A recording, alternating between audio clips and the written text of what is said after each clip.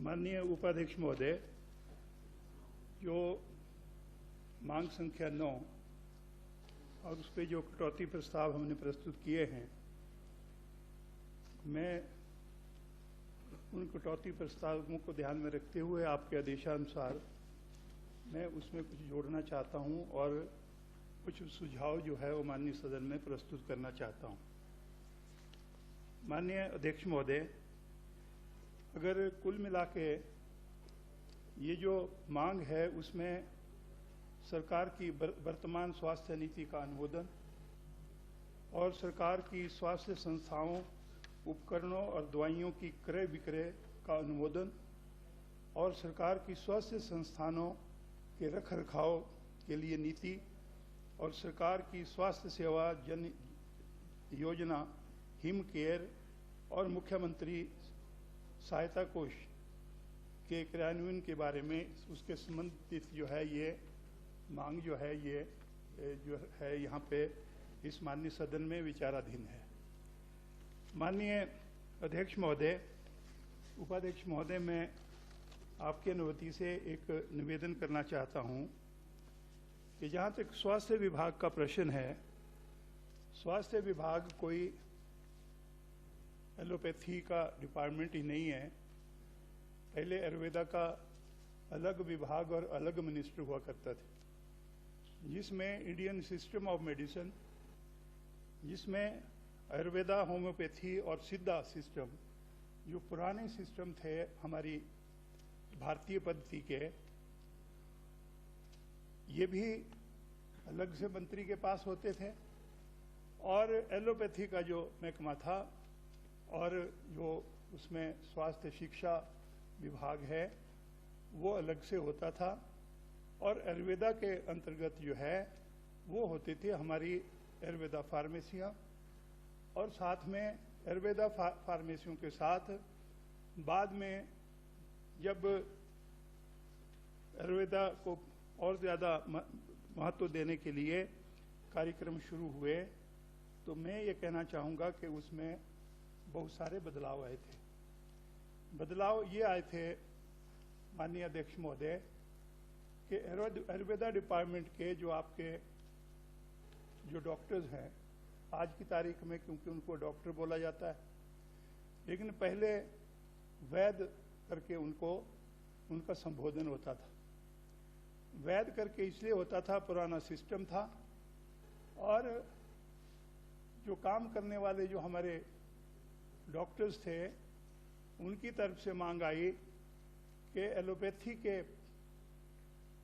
जैसे डॉक्टर हैं तो हमें क्यों डॉक्टर नहीं लिखा जाता। और उपाध्यक्ष महोदय, वो तुलना के तौर पे उन्होंने ये दिया कि जो हमारे एलोपैथी के डॉक्टर हैं जिन्होंने जो है वो मेडिकल कॉलेज से जो है शिक्षा ग्रहण करी, वैसे ही अब जो है पुराने वैद्य नहीं रहे। अब जो है वो आयुर्वेदा के जो डॉक्टर है वो भी 5-5 साल की डिग्री करके वो पास होते हैं और वो मेरिट के ऊपर आते हैं। और अध्यक्ष महोदय, उसमें काफ़ी चर्चा करने के बाद, उनको सुनने के बाद, और ये भी मैं आपसे कहना चाहूँगा कि 1985 में ये आयुर्वेदा डिपार्टमेंट मेरे पास था। उसमें हमने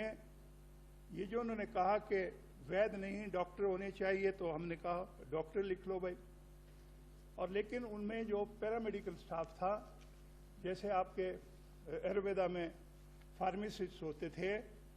उनको तनख्वाह और डॉक्टरों को तनख्वाह एलोपैथी से जो है ना आधी मिलती थी। हमने उनको कुछ पैरेलल करने की कोशिश करी,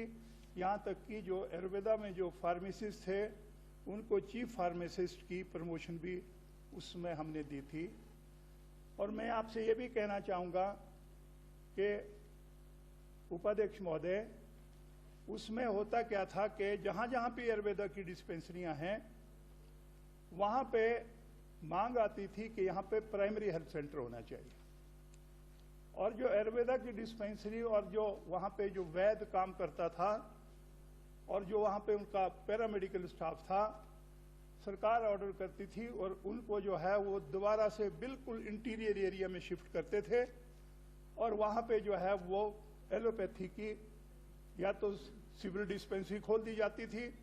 या वहाँ पे प्राइमरी हेल्थ सेंटर का दर्जा देके वहाँ पे खोला जाता था। ये मैं ये नहीं कहूँगा कि सरकारें बदलती हैं, और ये मैं कहूँगा शुरू से ये चला हुआ था। मैं माननीय वीरभद्र सिंह का मैं धन्यवाद करना चाहूँगा कि बजट में एक भी आयुर्वेदा डिस्पेंसरी का प्रोविजन नहीं था। हमने 270 आयुर्वेदा डिस्पेंसरियाँ जो है उसमें 1985 से लेके 1987 तक जो है ये आयुर्वेदा डिस्पेंसरियाँ खोली थी। और मैं आपसे ये कहना चाहूँगा उपाध्यक्ष महोदय और मंत्री जी से भी मेरा एक निवेदन है, आप तो भारतीय पद्धति से जुड़े हुए हैं, स्वयं डॉक्टर हैं, लेकिन आपके अधीन अगर मान लो स्वास्थ्य विभाग काम कर रहा है, मेरा आपसे निवेदन है कि आप ये जो इंडियन सिस्टम ऑफ मेडिसिन है जिसकी तरफ को लोग बढ़ रहे हैं आज की तारीख में, आप कृपया करके उसको ध्यान में भी रखें। और ये ना हो कि आप मेडिकल कॉलेजों में फंसे रह गए। वो भी हमारा मैं कहूँगा कि स्वास्थ्य विभाग का एक मैं कहूँगा कि आगे बढ़ते हुए कदम हैं। लेकिन ये जो हमारा इंडियन सिस्टम ऑफ मेडिसिन है उपाध्यक्ष महोदय, उसकी तरफ को जो है वो ठीक निगाह से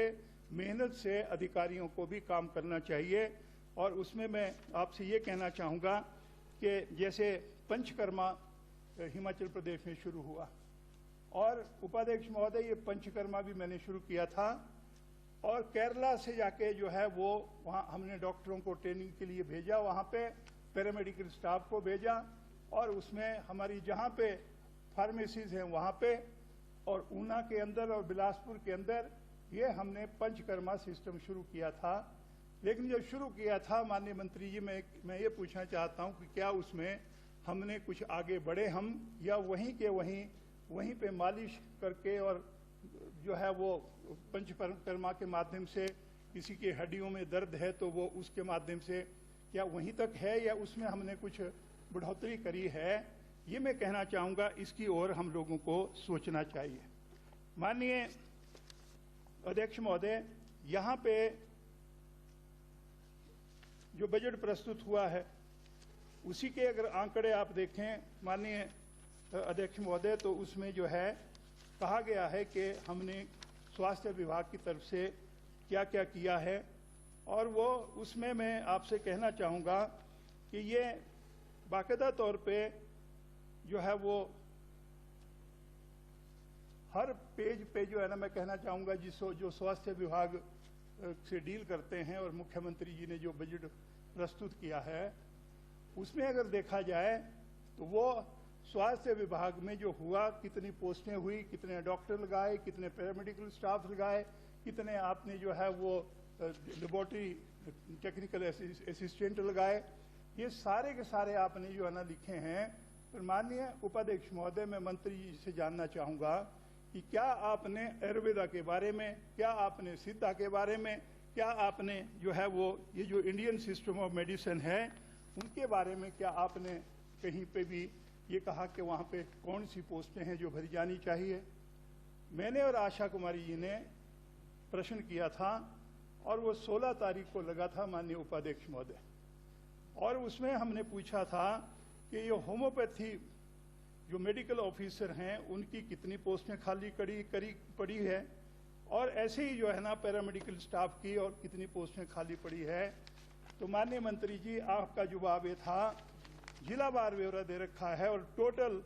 आयुर्वेदा में हिमाचल प्रदेश में डॉक्टर से लेके और जो पैरामेडिकल स्टाफ आयुर्वेदा उसका जो है जो होम्योपैथी का 684 पद जो है वो खाली पड़े हुए। माननीय अध्यक्ष महोदय, अगर हम मान लो अपने सिस्टम को आगे ले जाने के लिए कदम उठाएंगे तो क्या मैं कहूँगा कि ये जो प्रस्तुत यहाँ पे तस्वीर रखी गई इस माननीय सदन में कि आज 684 पद जो है वो जो है होम्योपैथी के जो है वो खाली पड़े हुए हैं। तो मैं कहना चाहता हूँ कि जो इंडियन सिस्टम ऑफ मेडिसिन है उसकी तरफ से मैं कहना चाहूँगा कि ये बड़ी दयनीय स्थिति है। आप दूसरे डिपार्टमेंट को भी आप देखें, सब कुछ करें, मेडिकल कॉलेज हमारे हैं, और मैं कहूँगा कि अब तो वहाँ पे जो है वो आपने बड़ा कुछ कहा है कि कहाँ कितना पैसा जो है उसमें दिया जाएगा। पर मैं आपसे एक निवेदन करना चाहूँगा कि जब हम इन सारे सिस्टमों को इकट्ठा करके जब एक ही मंत्रालय के अधीन है तो कहीं ऐसा ना हो कि एक साइड जो है वो आपकी ज़्यादा ले जाए और जो इंडियन सिस्टम ऑफ मेडिसिन है उसको जो है वो नुकसान जो है वो सहन करना पड़े। ये मेरा आपसे निवेदन है। दूसरे माननीय उपाध्यक्ष महोदय, मैं मंत्री से जानना चाहूँगा, कार्यक्रम बहुत सारे चले हैं और उसमें जीवन धारा कार्यक्रम है। जीवन धारा कार्यक्रम में आपने 5 जिलों में इसको लागू किया और 5 जिलों में लागू करके ये पैसा जो है 90-10 की रेशो में सेंट्रल गवर्नमेंट और प्रदेश सरकार जो है वो ये पैसा देती है। लेकिन इसके मुताबिक अगर देखा जाए तो 7 जिलों में जो है, तो मैं ये कहना चाहूँगा कि ये पैसा लगा ही नहीं, 7 जिलों में शुरू नहीं किया। 5 जिलों में जो है वो मैं ये कहना चाहूँगा कि ये सारा दवाइयों का पैसा भी ये जो है 1,76,480 रुपये बताया गया है। और मैं ये कहना चाहूँगा ये दवाइयाँ जो है ये फ्री में बांटी गई। पर मैं ये कहना चाहता हूँ कि अगर ये 5 जिलों में बांटी तो 7 जिले जो बच गए उनको जो है उनको इसका फ़ायदा क्यों नहीं मिला? यहाँ पे उनसे क्यों अन्याय किया गया भाई? जब अगर मान लो पेशेंट को दवाई मिल रही है तो वो सबको मिलनी चाहिए। तो ये तो नहीं कि वो कुछ एक 5 जिलों में आप दे दो और बाकियों को जो है ना आप कंडम कर दो। ये आंकड़े मैं कहना चाहता हूँ ये माननीय सदन में भी रखे गए हैं और ये किए गए प्रश्न के उत्तर में रखे गए हैं। और मैं ये कहना चाहूँगा कि उसमें बिलासपुर, ऊना, हमीरपुर, लाहौल स्पीति, किन्नौर, इनमें जो है वो एक भी पैसा नहीं लगाया गया। ये मैं कहना चाहता हूँ कि ये इन जिलों से जो है वो अन्याय हुआ है। माननीय अध्यक्ष महोदय, बहुत सारे कार्यक्रम जो चले हैं उन कार्यक्रमों के ऊपर मैं आपसे ये कहना चाहूँगा कि आज अगर देखा जाए तो यहाँ पे कहा गया है, क्योंकि इसमें डिमांड में है कि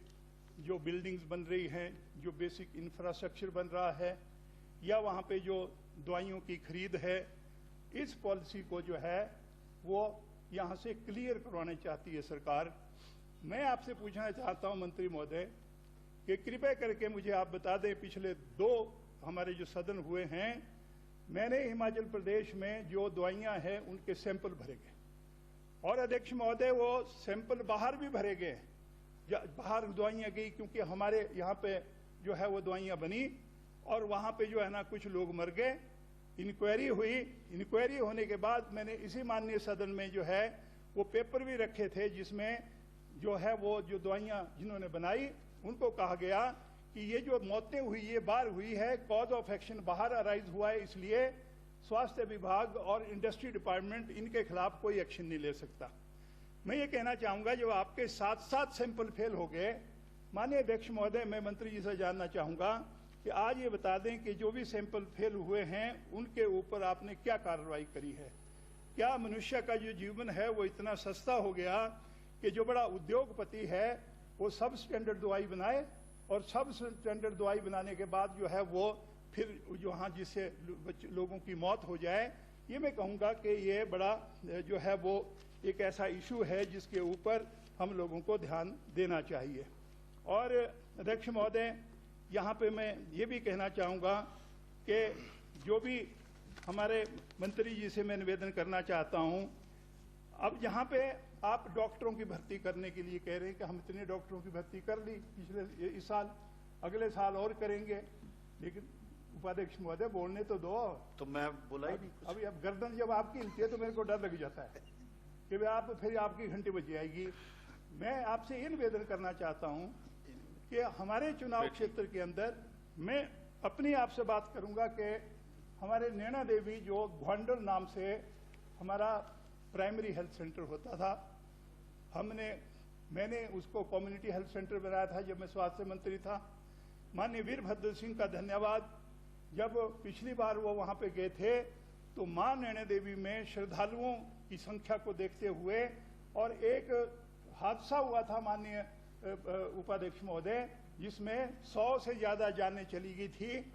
वहाँ पे हमारे कोई डॉक्टर नहीं था माननीय अध्यक्ष महोदय, सबको, सारी डेड बॉडीज को ट्रकों में डाल के हमारे को अनंतपुर में शिफ्ट करना पड़ा था और गुरुद्वारे में रखा उन्होंने। माननीय उपाध्यक्ष महोदय, इन सारी बातों को ध्यान में रखते हुए माननीय मुख्यमंत्री उस समय के माननीय वीरभद्र सिंह जी ने वहां पे 50 बेड हॉस्पिटल जो है वो दिया था और वहां पे डॉक्टरों की पोस्टें भी सैंक्शन हो गई। लेकिन उपाध्यक्ष महोदय,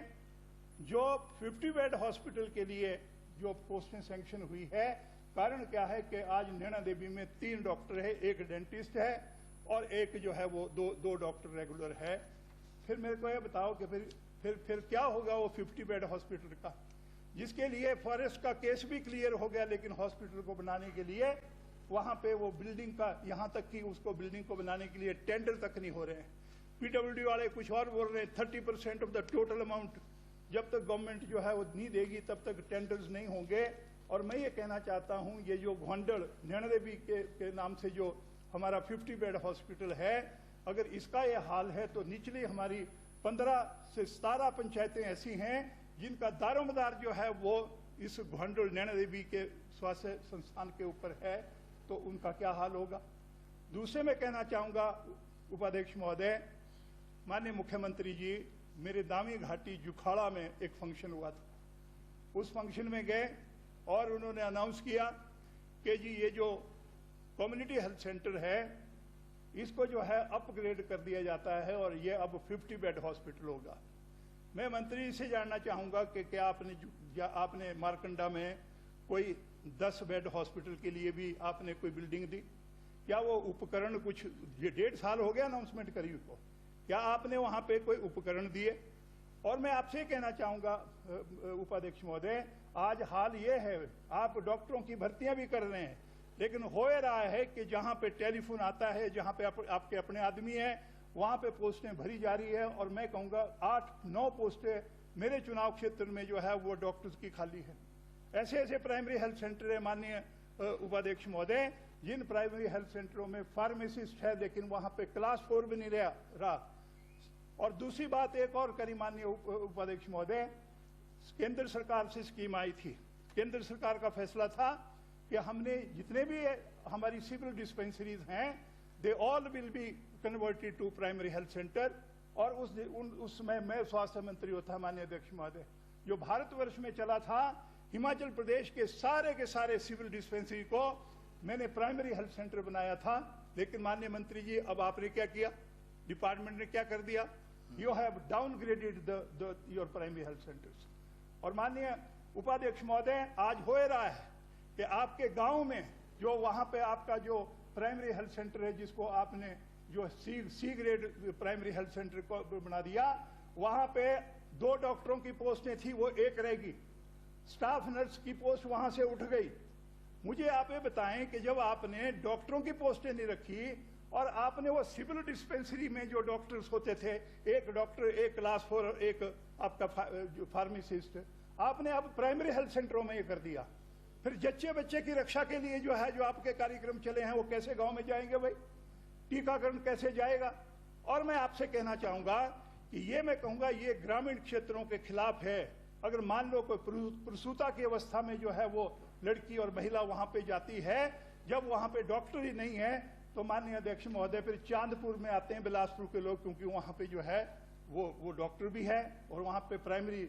जो वहां पे प्राइवेट हॉस्पिटल है उसमें लोग जाते हैं। कृपया करके इसको रिवाइज कीजिए कि गांव के अंदर जो प्राइमरी हेल्थ सेंटर को आपने सिविल डिस्पेंसरी बना दिया, प्राइमरी हेल्थ सेंटर को आपने 1 डॉक्टर और 1 क्लास 4 और 1 आपने जो फार्मासिस्ट का प्राइमरी हेल्थ सेंटर बना दिया। यह मैं कहना चाहता हूं माननीय उपाध्यक्ष महोदय, ये हिमाचल प्रदेश के लोगों के स्वास्थ्य से खिलवाड़ हो रहा है। आज हिमाचल प्रदेश में मुझे नहीं मालूम किसने ये फैसला कर दिया। मंत्री जी, आप तो स्वयं डॉक्टर है, कृपया करके देखें कि अगर मान लो 40 किलोमीटर दूर, 50 किलोमीटर दूर अगर मान लो कोई महिला वहां पे आती है प्रसूता की अवस्था में, और उसको बोला जाए कि नहीं जी आप जाओ फलानी जगह, तो गाड़ी में रास्ते में उसका बच्चा हो जाता है। बताओ ये कौन सा काम हमने किया जब आपने स्टाफ नर्स भी रखी, वहां पे दाई तक नहीं रखी हुई माननीय अध्यक्ष महोदय। इसलिए मेरा निवेदन है कि कृपया करके इसके ऊपर ध्यान रखें। और आपने जो वहां पे जो है वो जो करुणामूल आधार पे जो पोस्टें होनी है माननीय उपाध्यक्ष महोदय, स्वास्थ्य विभाग में आज वो कई 100 के हिसाब से लोग हैं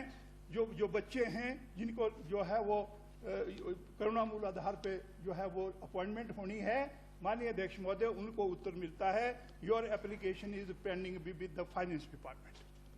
अब अगर मान लो उनको भी न्याय नहीं आप देंगे तो उसमें मैं कहूंगा कि उससे बड़ा भी अन्याय नहीं होगा। इसलिए मैं कहना चाहता हूं माननीय उपाध्यक्ष महोदय कि जो मैंने कुछ बिंदु जो यहाँ पे आपके सामने रखे हैं उनको ध्यान में रखते हुए ये जो आपने कहा है कि ये सारी की सारी जो है वो अपॉइंटमेंट्स भी यहाँ पे स्वास्थ्य संस्थानों का रखरखाव भी ये इसको भी क्लियर कर दिया जाए, उसमें उपकरणों की खरीद जो है वो जो सब स्टैंडर्ड हो रही है उसको भी क्लियर किया जाए, दवाइयों की खरीद को भी क्लियर किया जाए, साथ साथ जो है वो परीक्षण हो गए और बाहर जाके जो दवाइयाँ जो है वो सब स्टैंडर्ड निकली। ऐसे मैं कहना चाहता हूँ माननीय उपाध्यक्ष महोदय, ये जो बिंदु यहाँ पे सरकार की तरफ से इस डिमांड में रखे हैं ये मैं कहना चाहता हूँ ना डिपार्टमेंट के हक में है ना हिमाचल प्रदेश के लोगों के हक में है। इसलिए मैं जो है मैं कहना चाहूँगा मैं इसका विरोध करता हूँ। अब चर्चा में भाग लेने के लिए